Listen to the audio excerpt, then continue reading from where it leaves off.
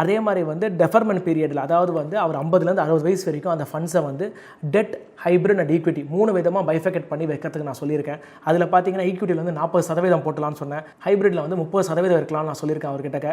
அதே மாதிரி டெட்டில் வந்து 30% இருக்கலாம்னு சொல்லியிருக்கேன். ஏன் நான் டெட்டு, ஹைப்ரிட், ஈக்விட்டி 3 பிரிச்சிருக்கேன்னா அந்த டெஃபர்மெண்ட் பீரியடில் என்ன வேணால் நடக்கலாம். லெட் இட் பி ஒரு கெலாமிட்டி மாதிரி வரலாம், ஒரு இது மாதிரி கோவிட் மாதிரி கூட வந்திருக்கலாம், இல்லை யுக்ரைன் வார் மாதிரி வரலாம், இல்லை இப்போ நடந்துட்டு இருக்கிற ஒரு ப்ராப்ளம் கெலாமிட்டி மாதிரி கூட வரலாம். ஸோ அதனால தான் நம்ம 3 அசட் கிளாஸில் பிரித்து வைக்கிறோம். இந்த டைவர்சிஃபிகேஷன் பற்றியும் நான் உள்ளே கொண்டு வரேன். ஸோ இந்த மாதிரி பண்ணால் தான் நம்மளுக்கு நம்ம அசட்ஸ் வந்து பாதுகாப்பாக வச்சுக்க முடியும். நான் வந்து வருஷம் 6.5% வந்து இன்க்ரிமெண்ட்டாக நான் போட்டிருக்கேன். அதாவது அதிகமாகிக்கிட்டே போகும். அதாவது 61வது வயசில் you will be getting per month எல்லா மாதமும் வந்து 2,05,891 ரூபா கிடச்சிருக்கும். இது 62வது வயசில் 2,19,000 ரூபாய் கிடச்சிருக்கும். அது மாதிரி கிட்டத்தட்ட வந்து நான் வந்து அவரோட 100வது வயசு வரைக்கும் போட்டேன். நம்ம பாசிட்டிவ்லேயே இருப்போம். அவர் செஞ்சுரி அடிக்கிறாருன்னே வச்சுப்போம். 100வது வயசு வரைக்கும் பார்த்தீங்கன்னா கிட்டத்தட்ட 24,331 ரூபாய் பர் மந்த் அவரால் எடுக்க முடியும்.